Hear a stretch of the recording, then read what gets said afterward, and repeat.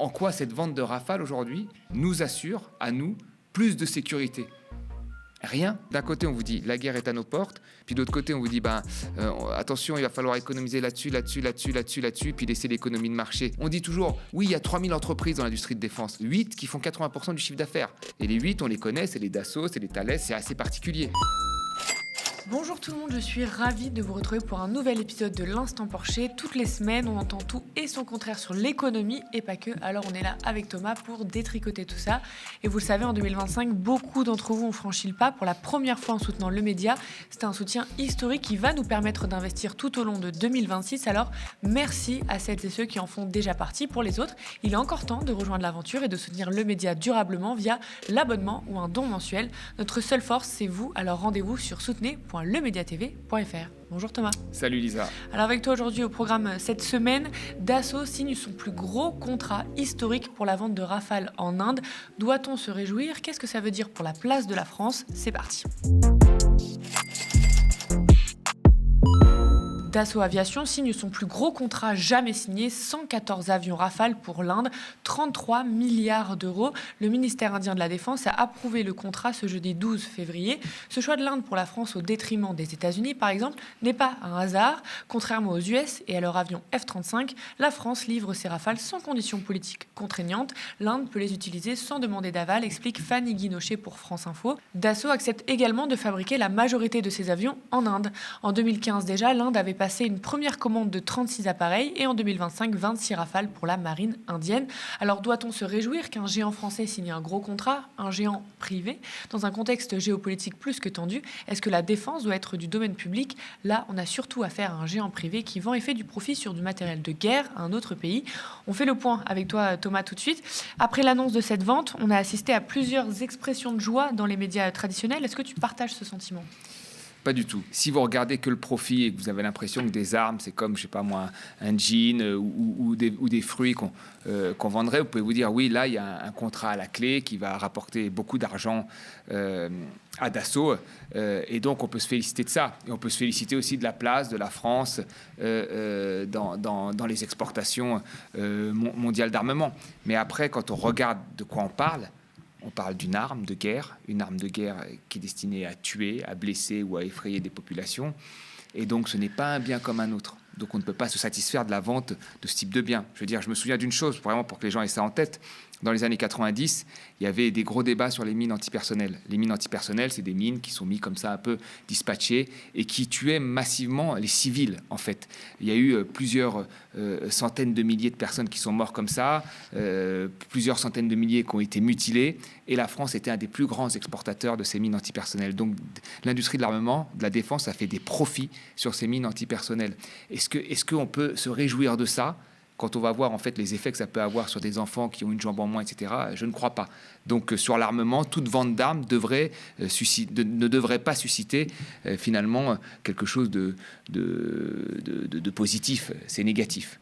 On nous parle d'emploi, de relancer l'industrie ou la croissance. Il faut rappeler ce qu'est l'industrie de la défense en France. On est le deuxième exportateur mondial, on fait partie des 10 premiers pays au monde. Donc on a une industrie de la défense qui est forte, mais l'industrie de la défense doit servir, à mon sens, à nous défendre. On ne doit pas avoir une industrie de la défense qui a pour but de faire du profit en exportant et en vendant des biens, parfois même à des régimes qu'on peut qualifier de dictatoriaux qui vont utiliser parfois ces armes contre leur population, ce qui n'est pas le cas de l'Inde. Mais en quoi cette vente de Rafale aujourd'hui nous assure, à nous, plus de sécurité ? Rien. C'est une vente qui a uniquement pour but de faire du profit. Et pour moi, le militaire, mais d'autres secteurs, la santé, c'est pas des secteurs où on doit faire forcément du profit. Surtout que là, on nous parle d'emploi, de croissance, etc. Mais on voit que Dassault va construire la majorité en Inde, oui. D'une part, et d'autre part, sur la défense, on voit que, et c'est pour ça qu'on a été choisi par rapport aux États-Unis, c'est que l'Inde peut en faire ce qu'elle veut de ces Rafales. Il n'y a aucune disposition contraignante. Voilà, c'est ça le vrai problème. Et tu as bien pointé le doigt. C'est qu'elle va construire ces Rafales en Inde. Et pourquoi elle veut les construire en Inde ? Parce qu'elle espère bénéficier du transfert de technologie. Et la France accepte, parce qu'elle se dit, bon, au moment où ils seront prêts à construire ce type d'avion, nous, on sera passé à un avion d'une autre catégorie. Mais on n'en est pas sûr. On n'en est pas sûr. Donc, on laisse ce transfert de technologie se diffuser. pareil, je ne pense pas que ce soit une bonne idée. En fait, comme j'ai dit, l'industrie de la défense est pour assurer notre défense. Et pour assurer notre défense, il faut qu'on ait une souveraineté en termes, effectivement, d'armement, mais aussi une souveraineté technologique. À partir du moment où les autres ont quasiment la même technologie que nous, ça baisse très clairement notre capacité de défense vis-à-vis des autres. Je ne parle pas de l'Inde là, qui n'est pas de menace à notre égard, mais parfois à d'autres pays qui peuvent être des pays voisins un peu plus agressifs. Alors tu l'as dit, la défense, c'est pas un domaine comme un autre. Tout d'abord, il y a le privé et le public. Là, on parle d'une vente d'un fabricant privé. Puis côté public, on voit que la défense a quand même ses privilèges. C'est le seul vrai gagnant du budget 2026. Le ministère des Armées bénéficiera d'une enveloppe en hausse de 6,7 milliards d'euros par rapport à 2025. L'objectif est d'être prêt à un engagement au plus tôt, tout en développant les capacités futures indispensables au maintien de leur supériorité opérationnelle, souligne le document budgétaire consacré à l'équipement des forces. Thomas, tu l'as un peu dit, mais la défense n'est pas une industrie comme une autre en France. C'est quoi un peu l'état du paysage là ? Soyons très clairs là-dessus. Je ne suis pas de ceux qui vont dire qu'il ne faut pas d'industrie de la défense. Ça, c'est faux. Aujourd'hui, dans un monde qui n'est pas le monde des bisounours, avec des tensions géopolitiques fortes, avec des gens qui mettent des vrais rapports de force, c'est le cas des États-Unis, avec d'autres pays, alors avec des pays souvent de l'Amérique latine, mais aussi avec l'Europe. Donc il faut avoir cette capacité. Et nous avons aussi la Russie, qui a un comportement avec l'Ukraine, et on ne sait pas trop où ça va s'arrêter, si ça va aller en Pologne ou dans d'autres pays. Et d'ailleurs, quand on parle par exemple aux Finlandais ou aux Polonais, ils sont beaucoup plus inquiets de la situation que nous en France. Et il faut prendre aussi tout ça en compte. Donc nous avons besoin d'une industrie de défense. À quoi sert l'industrie de défense? Comme son nom l'indique, à nous défendre. C'est la première des choses. Donc il faut que cette industrie soit publique, qu'elle n'ait pas des objectifs de maximisation du profit, des objectifs actionnariales, des objectifs de compétitivité ou des objectifs de transfert de technologie. Il faut que tout ça reste chez nous et qu'on ait la capacité de se défendre.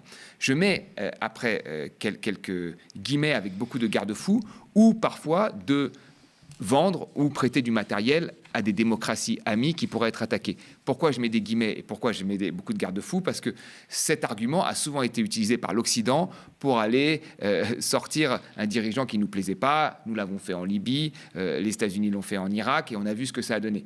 Mais parfois, il peut y avoir un pays, c'est le cas de l'Ukraine, où on s'est dit, bon, c'est un pays qui est agressé, même s'il y avait un contexte géopolitique, agressé quand même par la Russie. Doit-on lui fournir des armes? Oui, non. Il peut y avoir quand même ça, mais avec beaucoup, encore une fois, de garde-fous et de guillemets. Mais après, aucunement, nous devons vendre des armes à des régimes dont nous savons qu'ils oppressent leur population. Or, ça ne nous a jamais dérangé de le faire. Et là, c'est problématique. Et pourquoi nous l'avons fait? Pourquoi les industries de défense l'ont fait? Parce qu'elles vont gagner de l'argent.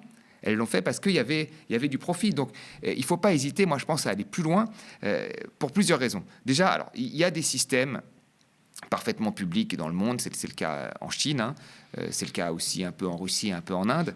Et puis nous, on est dans un système mixte, c'est-à-dire que dans beaucoup de sociétés, type Thales, Airbus, Naval Group, l'État est présent. C'est pas le cas de Dassault, mais l'État est présent. Donc l'État est actionnaire. Le problème, c'est que ces sociétés sont duales. Elles font et du civil. Par exemple, Dassault fait des jets privés et ils font du militaire. Thales aussi. Voilà, mais sur la partie militaire, il faut absolument là qu'il y ait... Alors, soit ça devienne public, soit qu'il y ait un encadrement encore plus strict du public, parce que ces industries sont subventionnées. Les hausses de dépenses militaires, elles vont servir à quoi? À acheter du matériel. Directement à qui? À nos principaux constructeurs de l'industrie de défense. Parce que on dit toujours, oui, alors quand vous allez entendre parler de gens, ils vous disent, oui, il y a 3000 entreprises dans l'industrie de défense. D'accord, mais il y en a 8 qui font 80% du chiffre d'affaires. Et les 8, on les connaît, c'est les Dassault, c'est les Thales, c'est ceux que je viens de vous citer. Et ceux-là, il faut soit qu'ils soient publics, soit beaucoup plus fortement encadrées par le public, parce qu'on ne peut pas accepter qu'elles vendent des mines antipersonnelles et qu'elles gagnent de l'argent, ou c'est plus le cas maintenant, mais ça a été le cas dans les années 90, ou qu'elles vendent des rafales à n'importe qui. Alors faut faire très attention à ça. Pour toi, à quoi doit servir l'industrie de la défense? Pourquoi c'est aussi important qu'elle devienne publique? Par exemple, certains disent que l'industrie de la défense a besoin d'exporter pour être compétitive. Enfin, c'est pas un marché comme un autre. Mais oui, c'est pas un marché comme un autre. J'entends ces rendements d'échelle, c'est-à-dire le fait que tu produirais plus et que tu exporterais plus, ça ferait baisser le coût. Il reste encore à démontrer dans l'industrie militaire. D'accord? Mais moi, je pense qu'il faut extraire complètement ces logiques de profit, ces logiques de compétitivité, ces logiques d'emploi d'un certain nombre de domaines de l'économie dont fait partie la défense, dont fait partie aussi, par exemple, la santé. Ou l'alimentation.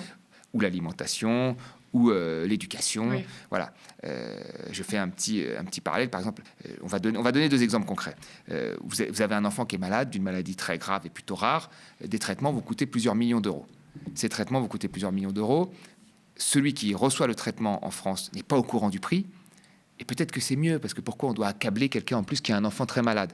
Je sais que les gens ont envie maintenant de leur dire « Oui, on a payé tant pour toi et donc tu dois te mettre à 4 pattes. » Mais moi, je trouve qu'on n'a pas accablé quelqu'un qui est déjà malade. Et donc, c'est la collectivité qui paye ce traitement.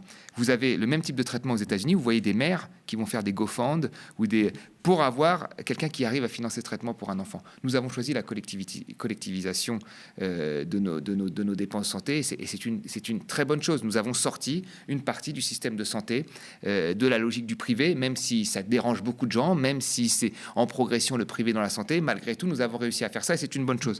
Et le militaire, c'est un peu la même chose. C'est-à-dire que le but, ce n'est pas de faire du profit, le but, c'est d'assurer notre défense. Et que les industriels se mettent en marche sur la stratégie que nous avons décidée pour assurer notre défense.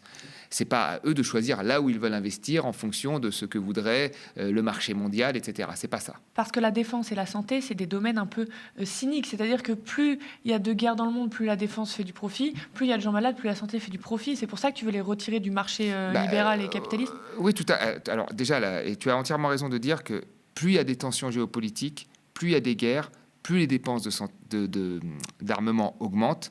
C'est le cas d'ailleurs en ce moment. Oui, et parce que l'Inde, c'est par rapport aux tensions géopolitiques avec la Chine et le Pakistan qu'elle fait cette énorme commande. Tout à fait. Et alors parfois, il y a aussi des pays qui font des commandes pour être gentils avec nous. Ils n'en ont pas vraiment besoin, mais il faut être gentil. Ouais. Et ça ne les empêche pas d'être déboulonnés le jour où on n'a plus besoin d'eux. C'est ce qui s'est passé encore dans l'histoire. Mais il y a beaucoup de pays qui achètent pour être sympathiques. Parce que cette industrie est quand même très reliée aux politiques. Là, Emmanuel Macron va se rendre en Inde pour voir que le contrat va être peaufiné. Donc, autant que ce soit public à ce niveau-là. Même avant, c'était lié aux ventes de pétrole ou d'achat de pétrole. Ouais. Enfin, il y a toujours du business. Mais là, ce qui est intéressant, c'est qu'effectivement, comme il y a des tensions géopolitiques fortes, très très fortes, qu'il y a une guerre qui est à nos portes, que Trump joue vraiment le rapport de force avec l'armée. Les dépenses militaires ont augmenté dans le monde entier, ce qui fait que l'industrie de la défense, elle est en forte croissance, alors que le reste de l'industrie va pas très bien. Donc il y a une décorrélation entre l'industrie militaire qui, effectivement, bénéficie de ce contexte géopolitique mauvais. Alors après, voilà, est-ce que là, nous devons aller vendre des Rafales en Inde? Alors nous avons peut-être remporté la mise face aux Chinois ou face à d'autres, et ça fait plaisir au milieu, entre guillemets, à certains milieux économiques. Mais en quoi, nous, ça nous assure plus de sécurité? En quoi ça nous empêche qu'il y ait parfois des survols de drones ou qu'on arrête des aéroports avec des cyberattaques? Rien. Et c'est là-dessus qu'il faudrait se concentrer. Surtout que là, dans cette vente, c'est pas la France qui est gagnante, c'est Dassault. Oui, c'est pas la France. Le Français moyen ne voit rien. C'est Dassault qui est gagnant. C'est très clairement Dassault, une entreprise privée. Oui. Là, ce que ça change en termes, on va dire, de sécurité pour le Français moyen, rien du tout. Et en termes de retombées économiques non plus. En termes de retombées économiques, là, si c'est construit, les avions sont construits en Inde en partie. Alors, il y a des retombées économiques peut-être pour les salariés de Dassault, mais pour l'ensemble de l'économie, c'est pas grand-chose. Non, c'est pas grand-chose. Et pourquoi l'État a un tel laisser-faire? Enfin, j'ai un peu la réponse, mais pourquoi l'État a un tel laisser-faire et autant d'amour dans la privatisation de domaines aussi importants? Alors, je pense qu'il y a... Alors, quand même, l'État, il faut le rappeler, quand même reste présent. Mais c'est vrai que, il faut le rappeler, le but d'un certain nombre de nos dirigeants, c'était toujours quand même pour les raisons que nous avons évoquées, le coût de production, l'innovation, de laisser quand même une marge au secteur privé et au jeu de la concurrence mondiale sur l'armement. Mais quand on regarde au final, est-ce que ça nous a permis d'être moins dépendants des États-Unis? Non. Est-ce que ça nous a permis d'être plus en sécurité? Aujourd'hui, tout le monde appelle à une hausse, à sortir de la naïveté. Donc, on voit bien que ça n'a pas forcément fonctionné. Probablement, nos grandes entreprises ont innové, mais sur notre système de sécurité et même de base sur des choses comme les données, etc. Est-ce qu'on est vraiment à l'abri? La réponse est non. On a quand même le discours pro-défense qui nous dit que la guerre est à nos portes, que c'est normal de se défendre, de se protéger, donc d'investir. On voit déjà, je trouve, un mépris pour les autres industries ou les autres services publics qui sont tout autant indispensables, mais surtout, c'est difficile contrer ce genre d'argument parce que ça agite la peur. Forcément, la guerre, c'est assez impressionnant. Qu'est-ce que tu en penses? Et surtout, c'est quoi, en fait, une économie de guerre, du coup? Alors, je dis une petite phrase avant de t'expliquer l'économie de guerre. Il est vrai que dans des pays, alors la France peut-être moins que les États-Unis, mais peut-être plus que d'autres, mais les États-Unis a toujours investi énormément dans son industrie de défense. Et beaucoup d'Américains se sont dit, est-ce que ça sert à quelque chose d'investir autant? Est-ce qu'il ne faudrait pas mettre ailleurs ces dotations? Et ils ont raison sur ce point-là, me semble-t-il. Maintenant, quand on parle d'économie de guerre, l'économie de guerre, c'est très simple. C'est une économie où l'État met au service, prend déjà des entreprises, les met au service de la guerre qui serait à nos portes. C'est une économie où la question du déficit saute complètement. Il faut avoir, on peut s'accommoder du déficit le plus grand possible, Bon, parce on n'est que pas du tout là-dedans. voilà, la dette saute complètement. Au lendemain de la Deuxième Guerre mondiale, on avait 200% de dette. Il y a souvent d'ailleurs une taxation des très riches pour les mettre à contribution de l'effort de guerre. Les taux marginaux très élevés de l'impôt sur le revenu sont apparus pendant des périodes de guerre. Donc, moi, ce que j'entends aujourd'hui, j'entends souvent des commentateurs, d'ailleurs parfois des gens qui d'un certain âge, qui vous disent que la guerre est là, qu'il faut faire la guerre, etc. Enfin, on entend le chef d'état-major qui vous dit nos enfants, on doit accepter que nos enfants, on va perdre nos enfants qui vont peut-être mourir. Voilà, on nous dit tout le temps ça. Donc moi, j'ai pas leurs informations. J'imagine que ces gens-là qui parlent comme ça, le chef d'état-major ou d'autres, des députés européens, etc., ont probablement plus d'informations que moi. Alors, si la guerre est à nos portes, pourquoi on ne fait pas sauter tous les verrous qui nous empêchent d'investir pour nous protéger? Parce que d'un côté, on vous dit la guerre est à nos portes, puis d'autre côté, on vous dit attention, il va falloir économiser là-dessus, puis laisser l'économie de marché faire pour répondre à ça. Donc ça veut dire que finalement, on peut remettre en cause cette urgence de la guerre, parce que c'était vraiment le cas. Enfin, on a su mettre des milliards, des dizaines de milliards pendant le Covid pour une pandémie, et c'était une bonne chose. On a mis des milliards pour la crise 2008, et là on dit qu'il y a une guerre, qu'on doit être prêt à perdre nos enfants, et on n'est pas capable de mettre des milliards. Donc c'est quoi le problème? C'est soit l'idéologie nous amène droit dans le mur, ou soit c'est que le danger de guerre est surévalué. C'est pas à moi de le dire, mais c'est assez particulier. Normalement, dans une économie de guerre, moi je pense directement au domaine de la santé. On ne pense pas au déficit, etc. On investit énormément, parce que là je le vois, ils sont capables d'anticiper les capacités futures indispensables, etc. Ça, on est capable d'anticiper dans le domaine de la défense, et sur la santé, on dit oui, non, c'est pas l'urgence, etc. En fait, ils mettent l'urgence là où ils veulent. On a l'impression que c'est un peu ça, c'est-à-dire que quand on regarde la chronologie, encore une fois, j'ai pas toutes les informations. Moi, j'ai pas les services secrets qui me parlent. Les stratégies économiques. Mais un Premier ministre, il n'y a pas si longtemps, il nous a dit que la France était en danger de mort. Il nous a pas dit que c'était à cause de la guerre. Il nous a dit que c'était à cause de la dette. Encore une fois, économie de guerre, 200% de dette quand on est sorti. Je veux dire, la dette, c'est un problème mineur comparé à la guerre. Vraiment. Parce que là, on va chercher là où est l'argent. Voilà, il nous a dit ça. Là, on a eu des discussions qui ont duré un certain nombre de mois. Le budget est passé en 49.3. La question de la guerre était assez marginale, même si le budget de la défense a augmenté, il faut le dire, le budget militaire. Mais cette question-là était assez marginale. On est passé sur plein d'autres choses. La taxe Zuckman, alors qu'en période de guerre, tous les riches sont taxés pour supporter l'effort de guerre. Là, on n'en veut pas. Donc tout ça, moi je me dis soit... Parce que même quand je parle, ça m'est arrivé de débattre avec des gens comme ça qui disaient que la guerre allait arriver à nos portes et qu'il fallait vraiment mener une guerre. Je leur dis, alors pourquoi on ne fait pas sauter tous les verrous? Pourquoi toute l'Europe n'emprunte pas? Parce que si toute l'Europe est menacée, et nous, on n'est pas les plus menacés, déjà, on est les mieux armés, et puis surtout, on est les plus loin. Mais les premiers pays qui sont les plus menacés, pourquoi on ne fait pas des prêts communs? Pourquoi l'Allemagne refuse de faire des prêts communs alors? La zone euro peut faire des prêts communs, mais vraiment pas chers, comme elle a fait pendant le Covid, pour financer sa défense. Ah non, ils n'en veulent plus. Oui, tu trouves qu'il y a une incohérence entre le discours de guerre et l'économie qui n'est pas de guerre? Il y a une incohérence entre l'urgence d'une guerre qui serait à nos portes, et encore une fois, je n'ai pas toutes les informations. Donc si cette urgence existe là, dans ce cas-là, il faut s'assurer de notre défense. L'économie n'est pas adaptée, quoi. Et il faut mettre l'économie au pas. Donc vous avez des gens qui vous disent tous les jours, c'est l'urgence de la guerre, et qui vous disent en même temps, attention, il faut revenir à 3% de déficit. On ne peut pas passer une économie de guerre à 3% de déficit, ça n'existe pas. J'attire une dernière fois votre attention avant de se quitter. En 2025, beaucoup d'entre vous ont franchi le pas pour la première fois en soutenant le média, un soutien historique qui va nous permettre d'investir tout au long de 2026. Merci à celles et ceux qui en font déjà partie. Et pour les autres, il est encore temps de rejoindre l'aventure et de soutenir le média durablement via l'abonnement ou un don mensuel. Vous le savez, notre seule force, c'est vous. Alors rendez-vous sur soutenez.lemediatv.fr. Spectateurs, abonnés, donatrices et sociaux, je vous dis à la semaine prochaine.